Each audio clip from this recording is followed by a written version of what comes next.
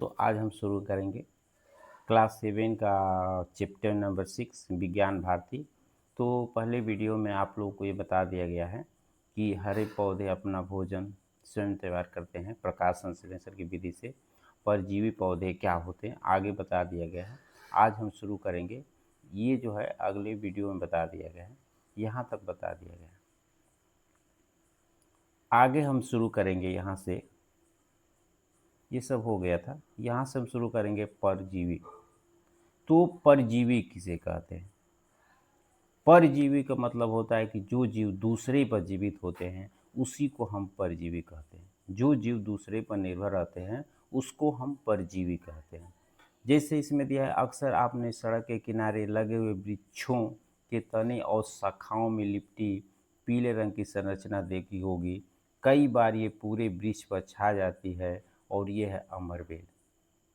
अमरबेल जो होता है, सड़क के किनारे एक वृक्ष होता है, वृक्ष पर ये पतली पतली पीले रेशम जैसी संरचना पाई जाती है, इसी को हम अमरबेल कहते हैं। अमरबेल होता है।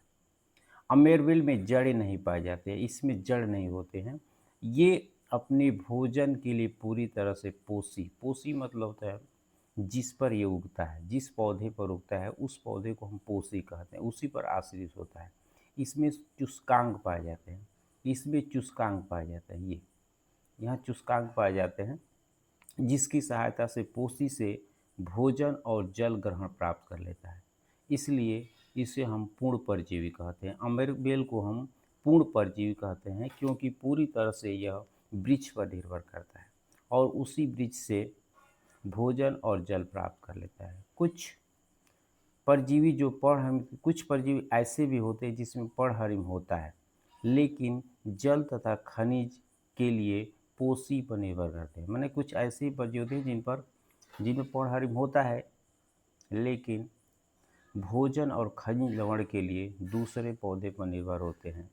हरे होने के कारण अपना तो भोजन स्वयं बना लेते हैं, इसलिए उसे आंशिक परजीवी कहते हैं। और इसका उदाहरण है चंदन, चंदन का वृक्ष, चंदन का वृक्ष। आइए कुछ ऐसे पौधे की चर्चा करें जो साथ साथ इस प्रकार रहते हैं कि दोनों को लाभ। कुछ पौधे ऐसे होते हैं जो एक दूसरे के साथ साथ रहते हैं। पौधे एक दूसरे के साथ, ऐसे को हम सहजीवन कहते हैं। पौधों का एक दूसरे के साथ रहना ही सहजीवन कहलाता है और ऐसे पौधे को हम सहजीवी कहते हैं जो दोनों साथ साथ रहते हैं। जैसे दलहनी पौधे हैं, चना है, मटर है। चना और मटर की जड़ों को आपने देखा होगा, यदि ध्यान से देखें तो पौधों की जड़ें में गांठें पाई जाती है। पौधे की जड़ें हैं, कि जड़ों के बीच में गांठें पाई जाती हैं। गांठें, जड़ों में गांठें पाई जाती हैं। इन गांठों में राइजोबियम नामक जीवाणु होता है। ये जीवाणु जो होता है वायुमंडल से नाइट्रोट को घुलित नाइट्रेट में बदल देता है, नाइट्रोजन को नाइट्रेट में बदल देता है और इसके माध्यम से जड़ें जो होती हैं अवशोषित कर लेती हैं। और नाइट्रोजन पौधे के लिए आवश्यक भाग होता है। नाइट्रोजन पौधे के लिए अत्यंत आवश्यक होता है। वायुमंडल में प्रचुर मात्रा में नाइट्रोजन पाया जाता है और पौधे सीधे उसे प्राप्त नहीं कर सकते। इस प्रकार पौधे की जड़ों में जो जीवाणु पाया जाता है राइजोबियम, वो वायुमंडल से नाइट्रोजन को ग्रहण कर लेता है और बदले में जड़ें नाइट्रोजन ग्रहण कर लेता है, जिससे पेड़ पौधों को पोषक तत्व मिल जाता है और बदले में जड़ें जो होती हैं उनको रहने का स्थान देती है। अर्थात ये जो राइजोबियम जीवाणु होते हैं उसके जड़ों में पाए जाते हैं दलहनी पौधों के। लाइकेन भी सहजीवन का उदाहरण है। कवक और सयाल एक साथ रहते हैं। क्या आपने ऐसा देखा या सुना होगा कि कुछ ऐसे भी पौधे होते हैं जो कीटों को खाते हैं? प्रकृति में ऐसे भी पौधे होते हैं जो कीटों को खाते हैं।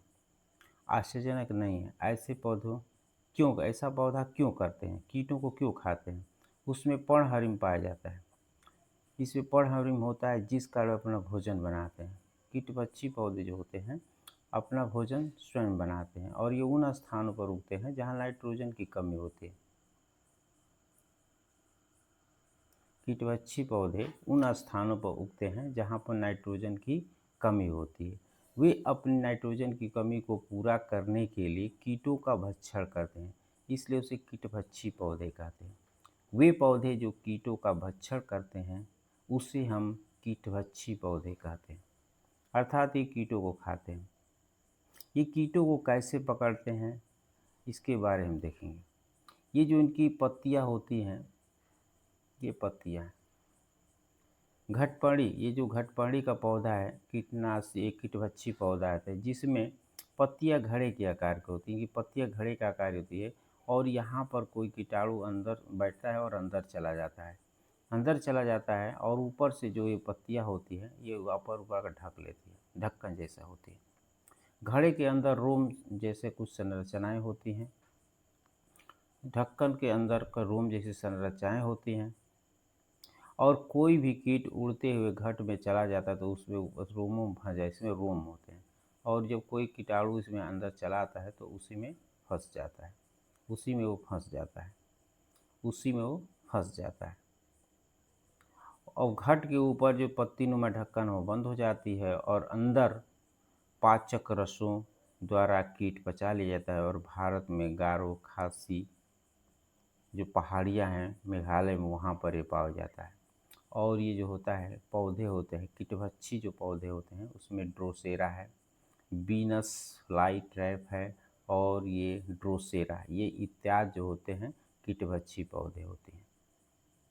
तो ये ऐसे स्थानों पर उगते हैं जहाँ पर नाइट्रोजन की कमी होती है और अपनी नाइट्रोजन की पूर्ति के लिए नाइट्रोजन की पूर्ति के लिए नाइट्रोजन की पूर्ति के लिए कीटों का भक्षण करते हैं, कीटों का भक्षण करते हैं, माने भक्षण माने खाते हैं, जिससे इन पौधे का नाइट्रोजन की पूर्ति हो जाए। तो इस तरह से ये अभ्यास खत्म हुआ, मतलब ये चैप्टर खत्म हुआ। आगे वीडियो में आप लोगों का अभ्यास कार्य दिखाया जाएगा। अगर आप लोगों को ये वीडियो अच्छे लगे तो इसको सब्सक्राइब करें ताकि आने वाली जो भी वीडियो होंगी आपको उपलब्ध हो आसानी से। नमस्कार।